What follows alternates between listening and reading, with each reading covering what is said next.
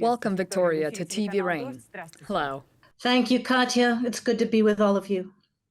Victoria, excluding Secretary of State Blinken, you're probably the most famous in Russia, if not the world, American diplomat. Recently, you left the State Department and government work. This is the first time we were speaking to you since then. So my first question is, why did you make that decision and what you're doing now? Katya, you know, I had been in the job for more than 3 years, and I had also been doing two jobs for almost 8 months, the Undersecretary for Political Affairs and the Deputy Secretary of State. So when a new deputy came in, it was just the right time for me and for my family. In the fall, I will start teaching at Columbia University's SIPA School, a class for international and American students on America's role in the world. And I'll also be working with Hillary Clinton at the Institute for Global Politics there, and I'll be on the National Endowment for Democracy board here. When you see what's going on in the world right now, when there are so few pieces of good news, do you regret that you can't play a role anymore, that you can't use your knowledge to try and solve problems, like, for example, Putin's Russia? Well, through interviews like this and other things that I'll be involved in, I hope to stay involved and to continue to have influence. As you may know, one of the first interviews that I gave after I came out of government was to encourage the Biden administration to allow the Ukrainians to use U.S. weapons to target Russian weapons that were attacking Kharkiv. And soon after that, the Biden administration made the decision to do that. So there are many ways to stay involved. And obviously, I care deeply about what's happening in the world. Let's move then to the war in Ukraine. In recent months, there's been a feeling that Putin is winning, and there's nothing the West can do about it. Do you agree with this assessment, and why do you think this has happened? I massively disagree with that assessment, Katya. I think obviously the Ukrainians had difficulties during the 6 months that we were waiting for the U.S. Congress to make its decision on the $60 billion U.S. package for Ukraine, and the delay in those weapons allowed Putin to make some advances to nibble along the line. But he also increased his vicious tactics by targeting the innocent city of Kharkiv, Ukraine's second largest city, which was not even on the battle lines, and trying to destroy it from bases inside Russia. But since then, since we have resumed our shipments and the Europeans and Asians are providing strongly for Ukraine, you see that Russia's advance along the line has basically stopped. Kharkiv has been saved. And Ukraine has made some very, very important advances that are not well understood and are certainly not being reported in Russia. For example, 2 out of the 3 ferries that Russia uses to ship supplies to its people in Donbass, etc., have been destroyed. Russia has had to push its Black Sea fleet deeper into the water and out of Sevastopol. And much of the back office of Putin's war in Crimea has been destroyed. So I think the Ukrainians are on the strategic offensive, even if on the daily there are tactical difficulties along the line and some nibbling continues. I would also say that Putin's offensive comes at a massive cost for Russia. More than 1,000 Russians dead per day on some days over the last 6 months. Why any Russian mother, wife, sister would allow their man to go into such a combat situation, I don't know. And why that is good for Russia and its prosperity and its security, I cannot understand.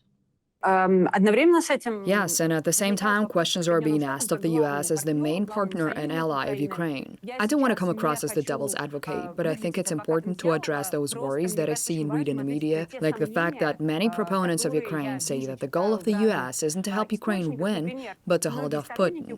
What do you think the main task of the U.S. is in this war? And I strongly disagree, Katya. I think in the next couple of days at the NATO summit, you will see 32 allies and 4 Asian partners standing strongly for Ukraine. You will see a big new package of air defenses and other armament going to Ukraine, but you will also see 25 to 30 countries make 10-year defense commitments to Ukraine, allowing Ukraine to build that modern European military of the future that is maximally deterrent for Putin. And the message here is to tell Putin that he cannot outweigh Ukraine. He cannot outweigh all of us, that the longer this goes on, the more it hurts Russia. And it is already a failure for Russia, but that will continue. But at the same time, we know that the goal of Ukraine is to move closer to NATO and eventually join. And as far as I can tell, a roadmap won't be proposed to Kyiv at this summit. Doesn't this give the impression of all talk and no action in the context of supporting Ukraine? You are going to see concrete steps to create a new level of partnership between Ukraine and NATO. I think you will see NATO take over some of the logistics and support for Ukraine that allies are providing. You're going to see more money. And the idea here is to make it clear that this is a long-term sustainable commitment and that Putin cannot wait out Ukraine. I want to then ask you about the endless peace initiatives that we've witnessed in recent months. Now, Viktor Orban is showing activity. So do you see any possibility of a peace settlement, and what could it look like? I think Putin has made it very clear that he is not ready for a serious peace deal. In fact, he's doubled down in the last month and claimed that he would only consider even coming to the table if Ukraine were willing to give up 3, 4, 5 of its oblasts, which it certainly is not going to do, including territory that Ukraine has not been able to get on the that Russia has not been able to seize on the battlefield. So it's actually Putin who's increasing his demands, and the brutality and viciousness of this attack on an innocent democratic neighbor is become even more clear to the world in the last 48 hours with the attack on the Children's Hospital in Kyiv. Can you imagine how Russians would feel if a children's hospital were bombed by anyone in the middle of Moscow? It is just abhorrent. And the thing that pains me, in addition to all of the destruction for Ukraine, is the fact that Putin is making Russia a deeper and deeper pariah state. And you are left with only friends like North Korea, Iran, and China. Why is that good for the future of Russia's citizens either? Why is that bringing anything positive to Russia? Я уверена, что вас слышит российская аудитория, Виктория. Одновременно с этим мы наблюдаем сейчас... I'm sure you're being heard by the Russian audience, Victoria, but at the same time, we're witnessing turbulence in Washington. Donald Trump has the chance to return to the White House, and when we speak formally of peace initiatives, but actually about ultimatums for Ukraine, then I cannot not ask you the question, if Trump is elected, what will happen to Ukraine? Will he agree to give Putin his demanded territories? Well, first of all, I don't believe Donald Trump will be elected by the American people. This man is a felon. He is a liar. He is not a supporter of basic U.S. democratic freedoms and principles. He's talking about locking up Americans, locking up immigrants, hurting our economy, et cetera. So I don't think that Donald Trump is going to be president. So if that's what Putin's betting on, he's going to get a unhappy surprise. I think that is number one. Number two, were Trump to be elected and were he to force Ukraine into a bad peace, it will be very bad for the United States. It will be very bad for Europe and our allies, because we know what Putin will do. We've been to this movie before. He will take the deal. He will sit on some of that territory in Ukraine that he gets, and he will wait, and he will rest, and he will refit, and he will come for the rest of Ukraine, and then he will keep coming west. Again, spending all of Russia's treasure, killing hundreds and thousands of Russian young men for his territorial ambition, rather than building the Russian state, rather than fixing your economy and your schools and your hospitals. So I think it would be a terrible mistake by Trump, and I think that it will only extend this period of blood when we all should be thinking about our citizens and rebuilding. But you know how Donald Trump pushes his initiatives. He says, when I was president, there were no wars. They started in Ukraine and the Middle East under Joseph Biden. He clearly doesn't remember that the war in Ukraine started in 2014. And it feels like many in the West accept this position. Let there just not be war. Let there just be a peace deal. Let them just stop shooting. So what should be done about this popular point of view? Is there a danger that this position will be attractive to many and that the West will take a step back away from Ukraine? First of all, I think it's very important for your viewers and for the Russian people to understand what happened in the United States back in April. 70 to 75% of Americans support Ukraine, Democrats and Republicans. Something like 85 to 90% of Americans believe Putin and Putin's Russia is a threat to us. So when Donald Trump tried to convince the US Congress not to pass the $60 billion, and when he threatened Republicans in the House and the Senate, they listened to the American people and they said, no, we're going to support Ukraine. We're going to pass this $60 billion because we don't want to live in a world where Putin can run all over all of us and where other autocrats and dictators can take lessons from that and come for the peaceful democratic world that we've been so prosperous and lucky to live in. So I don't think that's going to change. So even if Trump is elected, and again, I don't think he will be, he's going to be constrained in what he can do. Mm-hmm. And to your question about no wars under Trump, what I would say and what I do say when I speak to Americans around the country, as I do now, that I am out of government, I remind them that in those 4 years of Donald Trump, he did nothing to settle the situation, to contribute to the Minsk process. And instead, he stood by while Putin used those 4 years to build a massive military arsenal in Crimea, a massive military arsenal in Belgorod and Rostov, and to prepare for the invasion that he had. So even if Trump had been elected in 20, I think that we would have seen what we've seen. And by the way, the Afghanistan situation was a direct result of the bad deal that Trump cut with the Taliban when he was in power. So, I can trace a direct line from the bad decisions that Trump made when he was president, and he will make again if he comes back, in America's national security interest, to what happened thereafter. Yes, as you know, the Taliban now go to Moscow and other Russian cities often. But returning to Vladimir Putin and the war in Europe, do you believe that Putin is planning a strategy of attacking NATO countries and continuing to escalate? I believe that if Ukraine falls back under Russian influence, Putin will take comfort from that and he will not stop.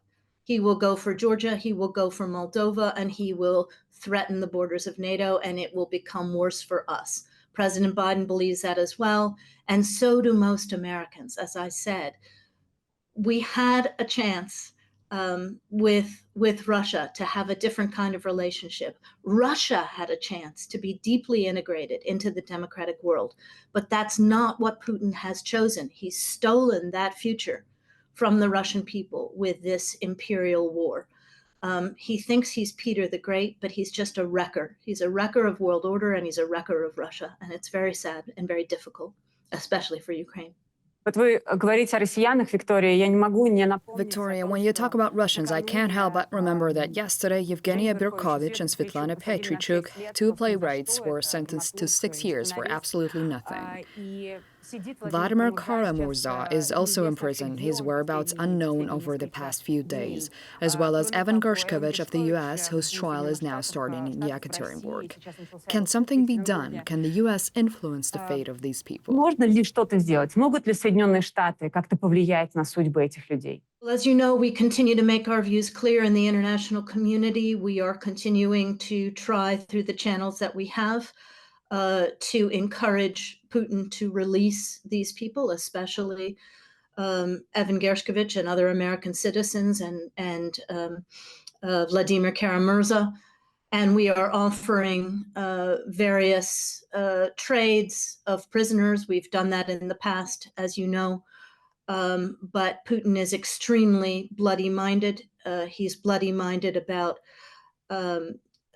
wrongfully detained Americans. He grabs people off the street to have chess pieces to trade. But as you said, he is equally vicious, if not more so, to the Russian people. You know, it is. I saw the stories about these women playwrights. I mean, why a play is a threat to Putin? That's a sign of weakness to have to lock up people for expressing their artistic free will. He's locking up teenagers for having tattoos that are pro-Ukrainian on their bodies. I mean, how can you call this guy a strong leader when he can't even allow his own people to have a voice? And that's sad for Russia, but it is also speaks to his desperation, I think.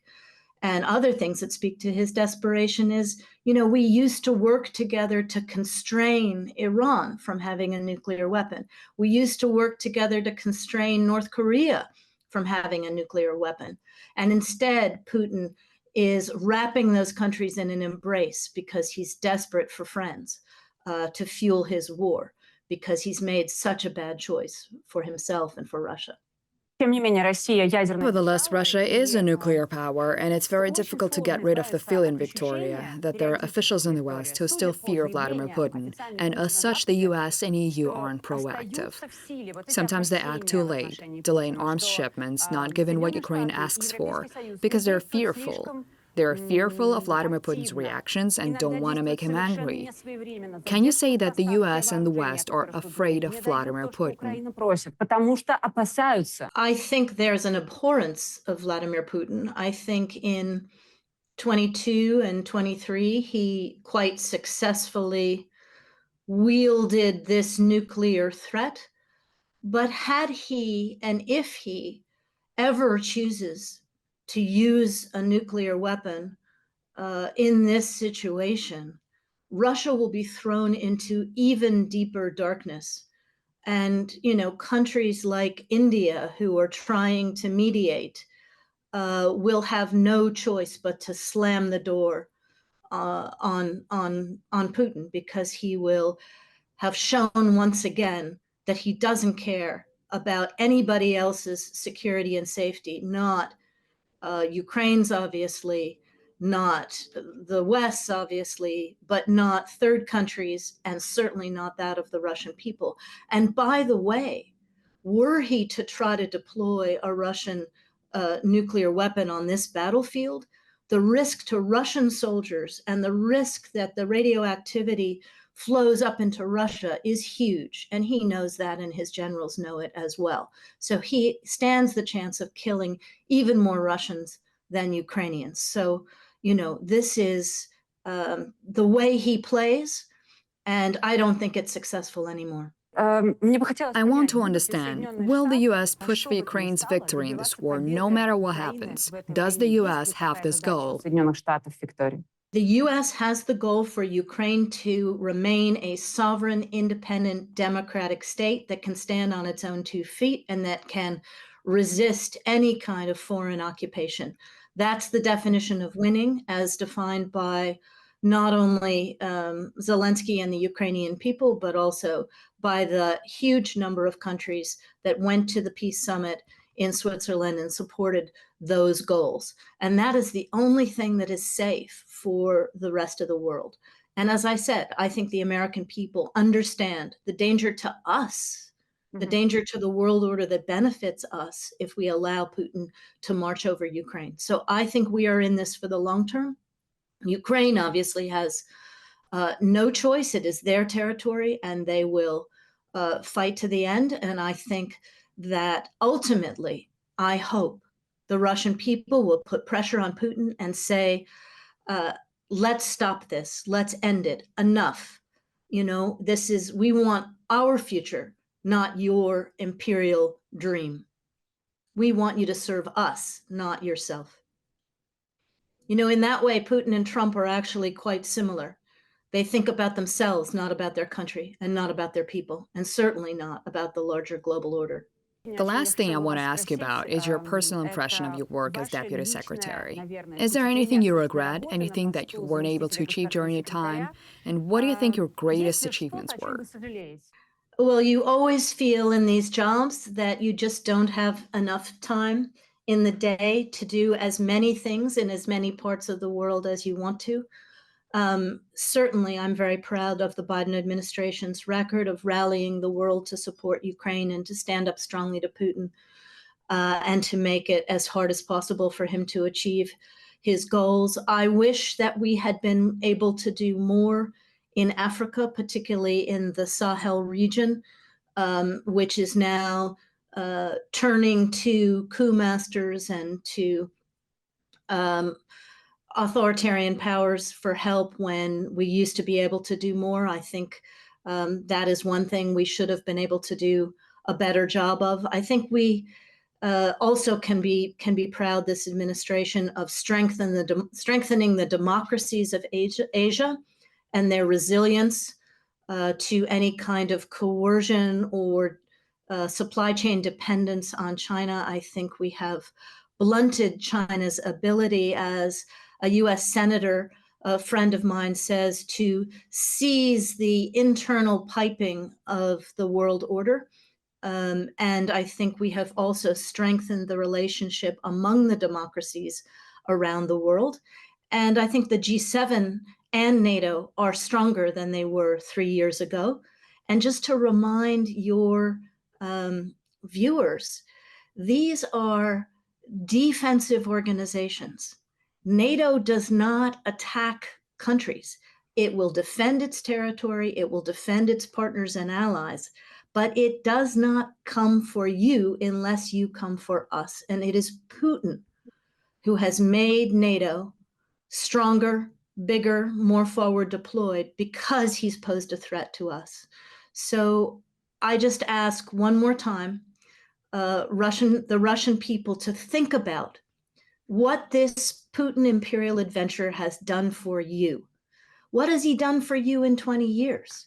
It would be so much better if America and Russia were in a place where we could work together on this planet against nuclear weapons, for a cleaner, greener planet, for prosperity for everybody, and end this awful, bloody war that is only hurting Ukraine, obviously, all of us, but the Russian people as well. A short clarifying question, Victoria. In this fight against autocrats, specifically Vladimir Putin, is Joseph Biden a strong enough U.S. president? Do you believe in him as a strong politician, taking into account all of the recent problems? I think that without President Biden over the last 4 years, Putin would have rolled over Ukraine and he'd be moving west. And, you know, I've worked with President Biden for a very, very long time, including when he was vice president. He has the moral core, he has the democratic core that we need, but it is up to him what he chooses to do. What's most important, though, is that the American people understand the alternative, and that is a candidate who looks a whole lot more like Putin, a selfish, convicted felon who doesn't believe in our values. Thank you very much, Victoria Nuland, former Deputy Secretary of State and very soon a professor at Columbia University. I hope to see you again on TV Rain.